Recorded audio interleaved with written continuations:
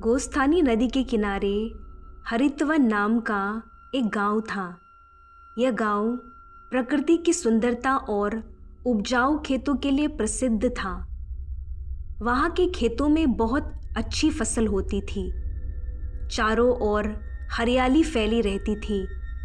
जहाँ भी नज़र जाती वहाँ झाड़ियाँ, फलों के पेड़ और सुंदर फूल दिखाई देते थे। गांव के लोग गोस्थानी नदी को पवित्र मानते थे। हर साल नदी के किनारे फसल उत्सव मनाया जाता था, जिसमें खेतों में काम करने वाले मजदूरों से लेकर जमीन के मालिक तक सभी लोग भाग लेते थे। उस गांव में जगन्नाथ नाम के एक बुद्धिमान और महान पंडित रहते थे। वे एक अच्छे कवि भी थे और आसपास के गांवों में उनकी बराबरी करने वाला कोई नहीं था। लेकिन दुर्भाग्य से उनकी बुद्धि और कविता का आनंद केवल जमींदारों और पढ़े लिखे लोगों तक ही सीमित था। अनपढ़ लोग ना तो उनकी कविता का आनंद ले सकते थे और ना ही उनकी बुद्धिमानी से कोई लाभ प्राप्त कर सकते थे। जगन्नाथ भी गांव के अशिक्षित लोगों से कोई प्रेम या सम्मान नहीं रखते थे।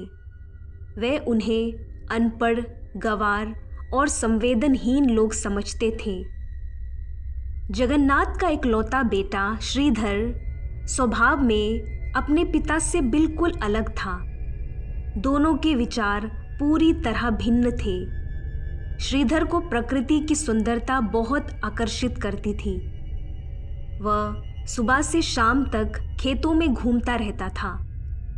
उसे बगीचों और फलों के बागों में समय बिताना बहुत पसंद था।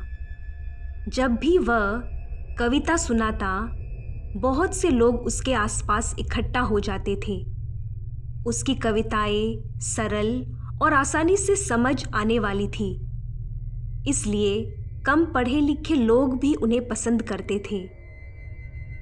श्रीधर लोगों को कविता का अर्थ और उसकी बारीकियां भी समझाता था, जिससे उनकी सभी शंकाएं दूर हो जाती थी।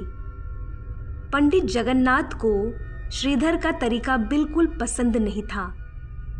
वे उसे समझाने के लिए हर उपाय अपनाते थे। कभी प्यार से समझाते, कभी सलाह देते और कभी डांटते भी थे।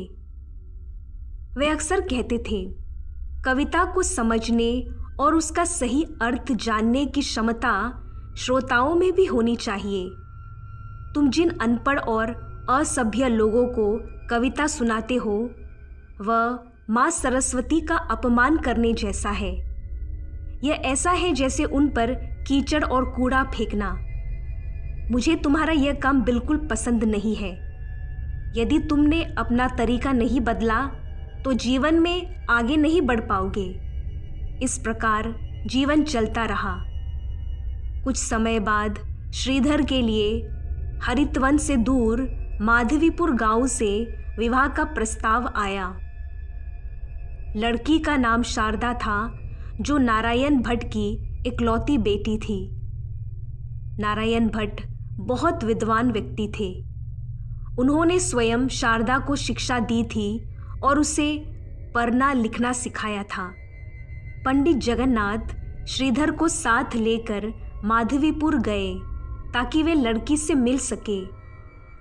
जगन्नाथ ने शारदा से कुछ प्रश्न पूछे और उसने बहुत अच्छे तथा उचित उत्तर दिए।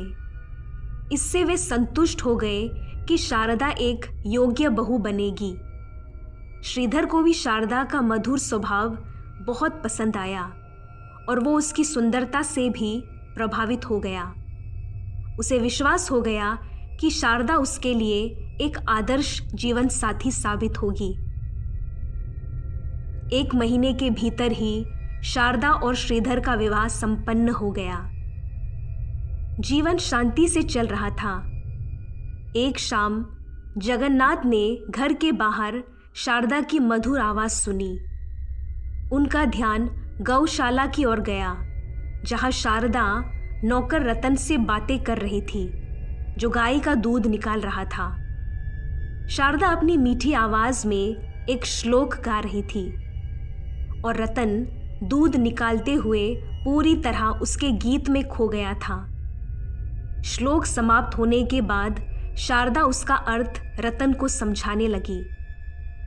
उसने कहा, रतन, एक दिन गोकुल में बालक कृष्ण की माँ यशोदा तुम्हारी तरह गाय का दूध निकाल रही थी। तभी कृष्ण पीछे से आकर उन्हें गले लगाकर बोले, माँ, मुझे दूध कब दोगी? यशोदा ने कहा, अभी नहीं कन्हैया, अंधेरा होने पर दूध मिलेगा। तब कृष्ण ने पूछा, अंधेरा क्या होता है? फिर यशोदा ने जवाब दिया, जब कुछ दिखाई नहीं देता तब अंधेरा होता है। यह सुनकर नन्हे कृष्ण ने अपनी दोनों आंखें हाथों से बंद कर ली और बोले, अब तो अंधेरा हो गया है, मुझे कुछ दिखाई नहीं दे रहा, अब तो मुझे दूध दे दो। उन्होंने यह बात इतनी मीठी आवाज में कही कि सबका मन मोह लिया। इस प्रकार शारदा कृष्ण लीला का वर्णन कर रही थी। उसकी मधुर वाणी और सुंदर शब्दों को सुनकर जगन्नाथ बहुत प्रभावित हुए। शारदा की बातों का उनके मन पर गहरा असर पड़ा। जब उन्होंने रतन की ओर देखा तो उन्हें लगा मानो रतन स्वयं को माँ यशोदा के सामने उपस्थित महसूस कर रहा हो। रतन के चेहरे से साफ दिखाई दे रहा था कि उसने अभी अभी एक गहरा आध्यात्मिक अनुभव किया है। उस दिन पंडित जगन्नाथ के मन में रतन और शारदा दोनों के लिए बहुत सम्मान उत्पन्न हो गया। अगले दिन श्रीधर और शारदा यह देखकर बहुत चकित रह गए कि स्वयं जगन्नाथ कृष्ण तरंगिनी के श्लोक सुना रहे थे और उनका अर्थ आसान शब्दों में समझा रहे थे। जगन्नाथ के इस अचानक बदले हुए व्यवहार को देखकर दोनों हैरान थे। वह इसका कारण नहीं समझ पाए, लेकिन अपने बेटे और बहू को देखकर जगन्नाथ के चेहरे पर आई मधुर मुस्कान ने उन्हें बहुत खुश कर दिया।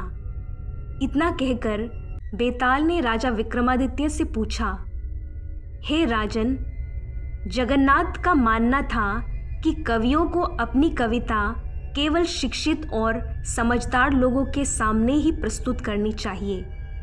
वह तो यहाँ तक कहता था कि अनपढ़ लोगों को कविता सुनाना माँ सरस्वती का अपमान है। इसी बात को लेकर पिता और पुत्र के बीच कई बार बहस हुई। जगन्नाथ ने अपने बेटे का विचार बदलने के लिए समझाने से लेकर धमकाने तक हर तरीका अपनाया। फिर जब उसने अपनी बहू को, नौकर रतन को कृष्ण तरंगिनी का सुंदर श्लोक सुनाते और उसका अर्थ समझाते देखा तो वो चुप क्यों रहा? उसे क्रोध या दुख क्यों नहीं हुआ? क्या वो अपने बेटे की लोकप्रियता से ईर्ष्या करता था, इसलिए उसकी कविता सुनाने के तरीके का विरोध करता था? और फिर बाद में वो स्वयं ही रतन को श्लोक सुनाने लगा। क्या ये अजीब और अनुचित नहीं था? उसने ऐसा व्यवहार क्यों किया? यदि तुम उत्तर जानते हुए भी चुप रहे तो तुम्हारे सिर के टुकड़े टुकड़े हो जाएंगे। तब विक्रमादित्य ने बेताल को उत्तर दिया। उन्होंने कहा, अपने बेटे के विवाह से पहले तक जगन्नाथ अनपढ़ और अशिक्षित लोगों से कोई संबंध नहीं रखता था, क्योंकि उसका पूर्वाग्रह उसे उनसे दूर रखता था। यह सोचना गलत है कि वो अपने बेटे से ईर्ष्या करता था, लेकिन जब उसने अपनी आंखों से देखा कि शारदा के गीत और उसकी व्याख्या का रतन पर कितना गहरा प्रभाव पड़ा, तब पहली बार उसे अपनी गलती का एहसास हुआ। उसे समझ आ गया कि कविता का आनंद और उसकी सराहना कोई भी व्यक्ति कर सकता है, यदि वो सच में समझना चाहे। साधारण लोगों से दूर रहकर उसने न केवल उनके साथ बल्कि कविता के साथ भी अन्याय किया था। इसी कारण उसके विचार और व्यवहार बदल गए। जैसे ही विक्रमादित्य ने यह उत्तर दिया, बेताल तुरंत उड़कर फिर पेड़ पर जा लटका और राजा ने अपनी तलवार निकालकर उसका पीछा किया।